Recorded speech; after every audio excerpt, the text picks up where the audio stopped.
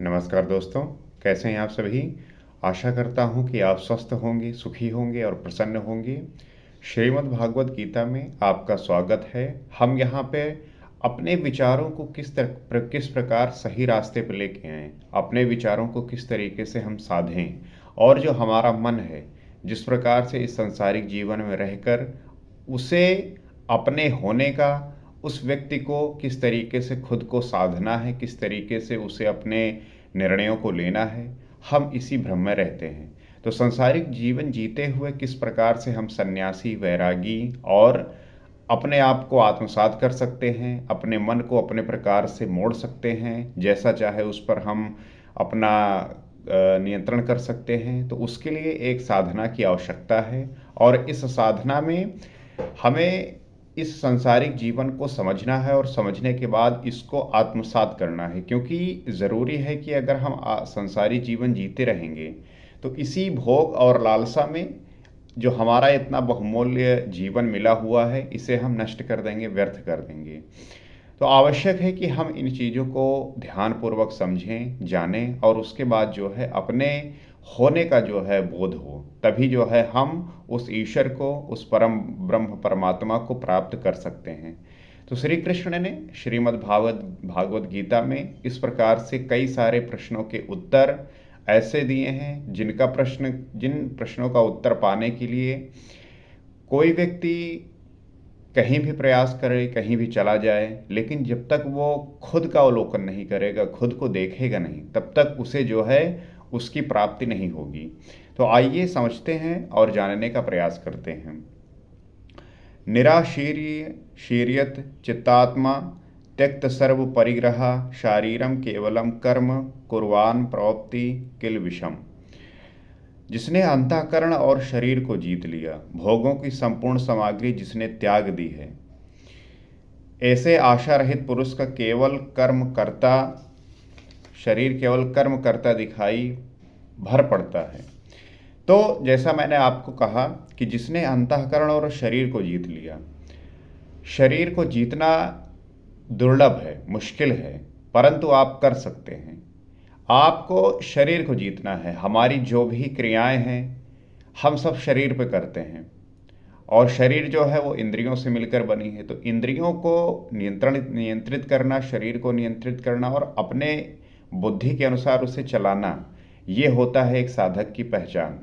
तो शरीर को और अंतःकरण को जीत लेना, जो आपका मन कुछ भी करने के लिए कह रहा है, आप उसी के रास्ते पर चले जा रहे हैं, तो वो जो है आपको कहीं गलत रास्ते पे ही पहुंचा रहा है, क्योंकि मन का जो स्वभाव है वो आप देख रहे होंगे कि ऐसा वो कुछ भी जो है करने से आपको पीछे हटाता रहता है कि जिससे आपका फायदा हो। जैसे आपका जो है, जैसे पढ़ने की बात आई तो कहेगा कल, आपका ध्यान करने की बात आएगा बोलेगा कल से, आपका योग करने का बात आया, एक्सरसाइज करने की बात आई तो बोलेगा कल से, और यही मन जब कहेगा कि कहीं कहीं घूमने चलना है बोलेगा अभी, बोलेगा जो है नशा करना है बोलेगा अभी, बोलेगा मूवी देखना है बोलेगा अभी। तो आप इसके प्रवृत्ति को समझिए, आप इसके स्वभाव को समझिए। तो इसको जो है जब तक आप अपने मन को अपने नियंत्रण में नहीं कर लेंगे, तब तक ये आपको गलत दिशा में ही लेके जाता है, इसकी प्रवृत्ति हो गई है। तो अपने बुद्धि के माध्यम से इसे साधना है और साधने के पश्चात इसको जो है हमें सही दिशा में ले जाते हुए अपने आप को उस संसारी जीवन से मुक्त करना है जिसमें हर एक व्यक्ति गिरा हुआ है, अर्थात परेशान है, दुखी है। तो जिसने अंतःकरण शरीर को जीत लिया, भोगों की संपूर्ण सामग्री जिसने त्याग दी, भोग की जितनी भी सामग्रियां हैं उसने त्याग दी है, और ऐसे आशा रहित पुरुष का शरीर केवल कर्म करता है। तो ऐसे जो आशा रहित पुरुष होते हैं उनका सिर्फ जो है वो शरीर कर्म करता है, दिखाई भर पड़ता है कि वो जो है शरीर से कार्य कर रहे हैं, और वस्तुतः वह करता धरता कुछ नहीं, इसलिए पाप को प्राप्त नहीं होता। तात्पर्य यह है कि उसने अपने शरीर को, इंद्रियों को, मन को अपने कंट्रोल में कर रखा है, अपने नियंत्रण में कर रखा है। तो दिखाई तो पड़ता है कि वो जो है कार्य कर रहा है, कुछ कर रहा है उस शरीर के माध्यम से, परंतु दरअसल वो कुछ कर रहा नहीं होता, तो इसलिए पाप को प्राप्त नहीं होता। वो पूर्णत्व को प्राप्त है, इसलिए आवागमन को प्राप्त नहीं होता। तो जाहिर सी बात है कि वो जो है उस परम ब्रह्म ईश्वर को प्राप्त हो जाता है, उसमें जो है वो सम्मिलित हो जाता है, और इसलिए जो है वो विभिन्न प्रकार के आवागमन को प्राप्त नहीं होता। उसका जो है वो उस परम ब्रह्म परमेश्वर को प्राप्त हो जाता है, तो मोक्ष को प्राप्त हो जाता है, मुक्ति को प्राप्त हो जाता है। तो वहाँ पे किसी भी प्रकार की जो है उसे दिक्कत का सामना नहीं करना पड़ता कि जो ये हमारा जन्म बार बार हो रहा है, इसी में जो है आप घूमते रहते हैं। तो ज़रूरी यह है कि आप जो है मुक्त हो जाइए, मोक्ष को प्राप्त हो जाइए। तो ये दृक्षा लाभ संतुष्टो द्वंद्व अतीतो विमत्सरः समा सिद्धाव सिद्धौ चक्रत्वापि न निबंधते। अपने आप जो कुछ भी प्राप्त हो उसी में संतुष्ट रहने वाला, सुख दुख राग द्वेष और हर्ष शोक आदि द्वंद्वों से परे। तो जो व्यक्ति अपने आप से कुछ भी प्राप्त हो जाए उसी में संतुष्ट रहना है। ऐसा नहीं कि आप अपने भोग के लिए कुछ भी कर रहे हो, आप अपने भोग के लिए किसी दूसरे को परेशान कर रहे हो। तो जितना प्राप्त हो उसी में संतुष्ट रहना है, अपनी इच्छाओं और अपनी कामनाओं को लेकर किसी दूसरे को जो है नुकसान नहीं पहुंचाना। सुख दुख से जो है परे हो, राग द्वेष और हर्ष शोक द्वंद्वों से परे हो। तो विमत्सरा ईर्ष्या रहित तथा सिद्धि और असिद्धि में समभाव वाला पुरुष कर्मों को करके भी नहीं बंधता। और जो ईर्ष्या से रहित हो, जो सिद्धि और असिद्धि में जो है दोनों में समान भाव रखता हो, तो ऐसे जो है पुरुष उनके कर्मों को करके भी नहीं बंधता। तो वो कर्म करके भी नहीं बंधता, अर्थात उसका जो है चाहे सुख दुख हो, चाहे राग द्वेष हो, हर्ष शोक आदि से वो परे होता है। ईर्ष्या रहित तथा रिद्धि सिद्धि और असिद्धि में समान भाव रखता हो। तो ऐसा जो है वो पुरुष जो है कर्म करके भी उसमें नहीं बंधता। तो सिद्धि अर्थात जिसे पाना था वह भिन्न नहीं है, और वो कभी विलग भी नहीं होगा, इसलिए असिद्धि का भी भय नहीं है। अक्सर होता है कि जो लोग कुछ प्राप्त करने की इच्छा रखते हैं, तो उसके लिए जब पूर्ण हो जाता है तो उसको लेके वो लिप्त हो जाते हैं, उसको लेके आसक्ति हो जाते हैं, उसी में लिपटे रहते हैं और सब कुछ वो भूल जाते हैं। तो ऐसा भी नहीं है। और इस प्रकार सिद्धि और असिद्धि में समभाव पुरुष कर्म करके भी नहीं बंधता। तो चाहे उसको प्राप्त हो ना हो भी जाए तो कोई बात नहीं, नहीं भी हुआ तो कोई उसका भय नहीं, कोई डर नहीं। तो ऐसे समान भाव वाले जो व्यक्ति होते हैं वो कर्म करके भी नहीं बंधते। तो कौन सा कर्म वो करता है, वही नियत कर्म यज्ञ की प्रक्रिया, इसी को फिर से कहते हैं। अब प्रश्न यही उठता है कि वो कर्म कौन सा करता है, वही नियत कर्म वाला जो यज्ञ की प्रक्रिया है। तो इस पे कहते हैं गत संगस्य मुक्तस्य ज्ञान अवस्थित चेतसा यज्ञ आयाचरता कर्म समग्रम प्रवलीयते। श्री कृष्ण अर्जुन से कहते हैं कि यज्ञाय चरता कर्म, यज्ञ का आचरण ही कर्म है।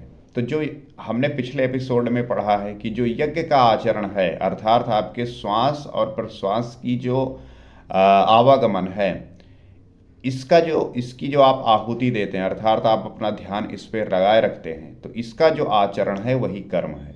और साक्षात्कार का नाम ही ज्ञान है। जब आप चीज़ों को देखने लगते हैं, आप मात्र साक्षी भाव बनकर दृष्टा बने होते हैं और चीज़ों को देखते हैं, तो आप जो है उसी का नाम ज्ञान है। तो इस ज्ञान का आचरण करके साक्षात्कार के साथ ज्ञान में स्थित संग दोष और आसक्ति से रहित मुक्त पुरुष के संपूर्ण कर्म भली प्रकार विलीन हो जाते हैं। तो इस यज्ञ का आचरण करके साक्षात्कार के साथ ज्ञान में स्थित संग दोष और आसक्ति से रहित, हमें बस यही ध्यान देना है कि संग दोष से बचना है, आसक्ति से बचना है और ज्ञान में स्थित रहना है। तो ऐसा जो मुक्त व्यक्ति होता है वह संपूर्ण कर्म भली प्रकार विलीन हो जाते हैं। वे कर्म कोई परिणाम उत्पन्न नहीं कर पाते, क्योंकि कर्मों का फल परमात्मा उनसे भिन्न नहीं रह गया। तो वो कर्म कोई परिणाम उत्पन्न नहीं कर पाते, अर्थात उसका उस कर्म के प्रति कोई लालसा नहीं थी, कोई इच्छा नहीं थी, कामना नहीं थी कि इसके बदले मुझे ऐसा प्राप्त होगा, अर्थात फल की आकांक्षा नहीं है।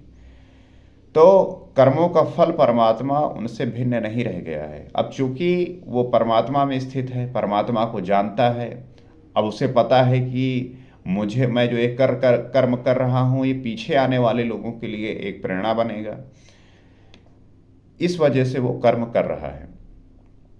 अब फल में कौन सा फल लगेगा, इसलिए उन मुक्त पुरुषों को अपने लिए कर्म की आवश्यकता समाप्त हो जाती है। तो कर्म फल के लिए जो व्यक्ति कार्य कर रहा है उसका यही तात्पर्य है कि वो इसी जीवन में रहते हुए इसी सांसारिक जीवन को भोगना चाहता है, प्राप्त करना चाहता है, इसी विषय वस्तु को लेके वो इसी में जीना चाहता है।